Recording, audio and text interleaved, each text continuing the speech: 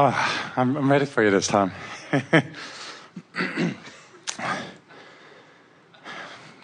Ophi and I, my wife and I, well, first I'm so grateful. I appreciate you so much. I appreciate Jerry and Esther and the whole staff, and I appreciate what you do. And you guys are like our role model, you know, Jerry and Esther.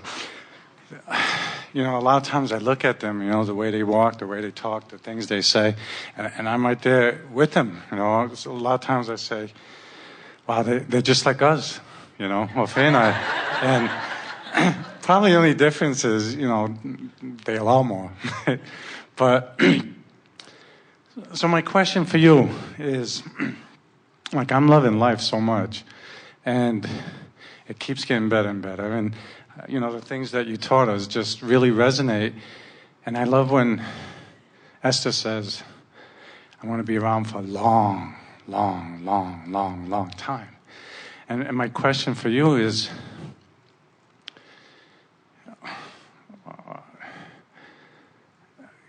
is it possible to be actually, you know, well, immortal? In other words, can we extend our time here in this time-space reality indefinitely? The way to extend your time in your physical body is to live most of it from inside the vortex.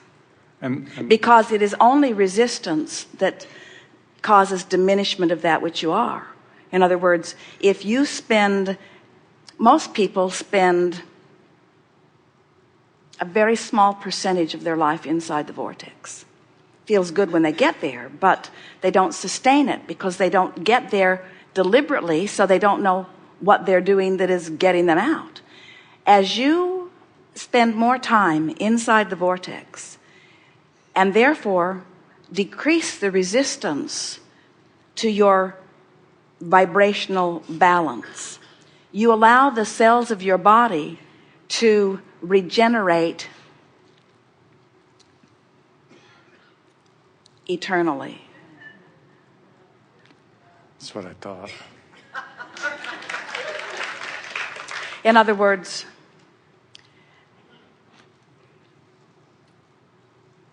a bigger question would be, do you want to do that? Oh. And when you're in the vortex, the answer is yeah. Oh yeah. When you're not in the vortex, it's kill me now. So when you understand that you have the ability to get yourself in the vortex and affirm from inside and practice the vibration of it, and you get so sensitive to vibration that when you step out of the vortex, it is uncomfortable enough that you are not willing to stay there. And when you are in the vortex, you practice the feeling of it enough that it dominates your vibrational patterns until you begin being a person who thinks from inside the vortex predominantly. You see, here's something really worth talking about, and it answers specifically what you're getting at here. So you accept that you are a vibrational being, yes? Absolutely. You are far more vibration than anything else. You also accept that while you're here in this physical body, you are a flesh, blood, and bone being, that you have cells, trillions of cells. And we want you to focus upon those trillions of cells and understand that they are consciousness. They are consciousness, just like you want to call yourself consciousness, just like we want to call ourselves consciousness. The cells of your body are consciousness. So in the same way that you explore contrast as this thinking being with this brain and this ability to observe and participate in life, as you explore contrast, you are constantly putting rockets of desire over here into your vortex of creation. Now, hold that thought for just a moment and realize that the cells of your body are consciousness who are exploring contrast and also putting into their vortex improved conditions. That's what the evolution of all species is. So consider that your cells are putting things into their vortex. And as you are hanging around in yours, affirming and feeling good and practicing the vibration of it and having a step one outside the vortex occasional experience, but for the most part, living your life inside the vortex, what that means is As your body is introduced to something that you might digest, or something that you might ingest, something that you're breathing or eating, or something that has the potential of affecting the cells of your body. The cells of your body have the ability, just like you do on a larger level, but think cellularly with us just for a moment. So that cell, or those cells who receive something that knocks them out of balance for a moment, in the moment that they are knocked out of balance and therefore knowing what they don't want, they take the bounce and know what they do want. So into their vortex goes a vibrational rocket that rights them immediately. Now, this is the part that is most important.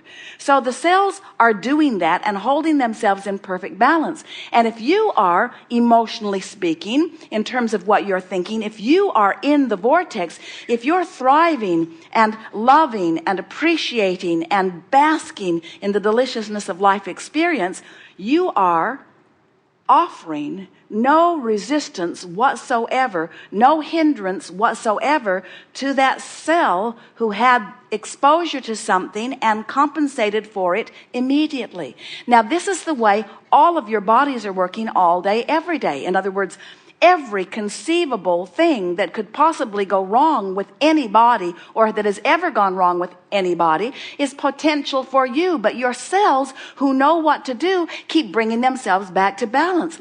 People are all upset about the earthquakes and volcanoes that are happening around the planet. Your Earth's shifting a little bit on its axis, and people are worried that things are going wrong. What they don't understand is this is the Earth knowing what to do. This is the Earth making sure that it stays in balance, you see. And all of you put together, every human on the planet, doesn't account for but a spattering of the consciousness, because the bacteria and the beasts and the insects and the flora and the fauna way outnumber you in terms of whether they're in the vortex or not. And so cellularly speaking, the well-being is huge in comparison with humans who fuss and worry and pinch themselves off from well-being. So, do you get that? You understand that the cells of your body have the ability to regenerate and will constantly, unless they are deprived of their ability to receive what they're asking for by the vibration of your thought process and the subsequent negative emotion. And it's the thought, not the emotion, that prevents the cells from finding the balance. And that's why most people, as they move through time, degenerate. It's not necessary and won't happen if you spend more time in the vortex. But now we want to come back to the bigger question.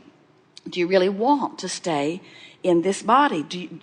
And the answer from the non-physical point of view is fresh starts are way fun. In other words, from the non-physical point of view, most people speak that from an outside the vortex, more guarded point of view that goes something like, it was really hard and now I'm happy, please don't make me start over. That's sort of the premise from which most people say, can I get in my body and just hang around for a long, long time? But from the non-physical perspective, you don't feel that way. You know that you can get back to your vortex. I'm just thinking from a point of view as like seeing how far we can take this in this physical time.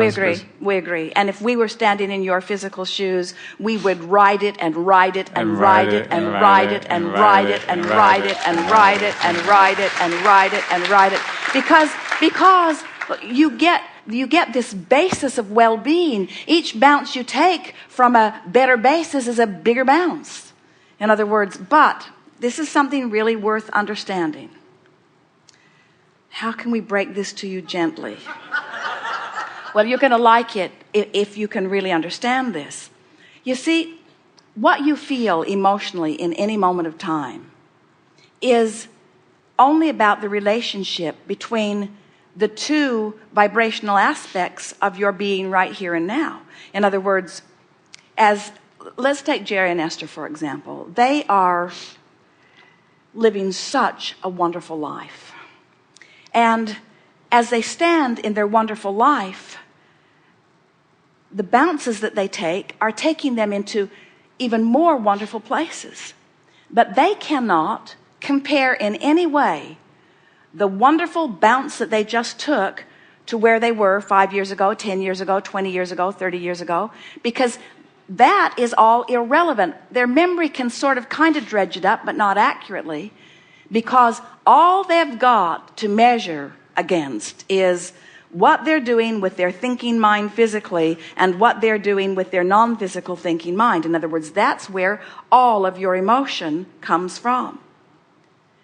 Isn't that interesting? Did you understand the fullness of what we're giving you here? In other words, no matter how good your life gets, your feeling response, your yahoo, your yippee, your man, isn't that wonderful, is only the breadth between the contrast that's available to you. And that contrast is only about what you're thinking right now with your physical thinking mechanism and what the source energy part of you is thinking about the same subject. In other words, that's your range. In other words, there are people who are living what you would call really underprivileged lives with no house in Del Mar and no magnificent monster bus and no beautiful home and offices in Texas, and no magnificent friends that they're meeting with on a regular basis, who are as happy as Jerry and Esther because the vibrational relationship between who they really are and who they're allowing themselves to be is close. In other words, it's that relationship. It's not about how much stuff you have. It's not about how big your life gets. It's about the vibrational relationship. It's about you letting yourself soar to the level of your furthest height. Make sense? That could only happen in, like you said earlier, the present moment, right? Well, it's interesting because we want you to accept the premise that what's going on here in the vortex is present tense, because for us it is. In other words, we stand here as the holder of the furthest most place that you have allowed yourself to become, that life has helped you to carve out. That's present tense for us. But you could be worrying about something. You could be thinking about something that doesn't allow you vibrational access to that which we are. So there would be for you two vibrations going on. The one based upon what you're observing and the one based upon what you're observing. Because you have two opportunities to observe. In other words, you just do. There's your non-physical vantage point and there's your physical vantage point. And this art of allowing gathering is about you training yourself into alignment with what really is present tense, into the real time, into that when people are talking about be present in the moment. But if we use that terminology, we mean present where who you really are is present. We mean love in the way you know to love and feel your worthiness in the way you know it to be. We don't mean notice what's going on in the subway system in somewhere. We mean notice vibrationally who you are, you see. So do that. As you do that, you'll love life. As you do that, you'll allow life. You'll allow cellular rebalancing. You'll allow financial replenishing. You'll feel it all cycling through you. And with each thing that cycles through you, with each thought, with each food, with each breath of air, with each vibration that cycles through you, you will be left standing in a stronger place afterward. Where in physical form, it's not that way for most people. In physical outside the vortex form, we were talking about physical from inside the vortex, with each breath, each thing you eat, each thought, adding to you and leaving you more stable. But most people, as they move through time, diminish because they pick up more to fuss and worry about. And as they fuss and worry, then they introduce resistance, so their cells have a more and more difficult time of doing what they want to do, doing what they know to do, you see. Thank you so much. Yes, indeed.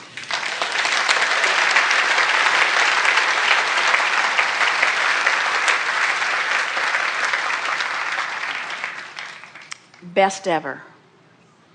Right here.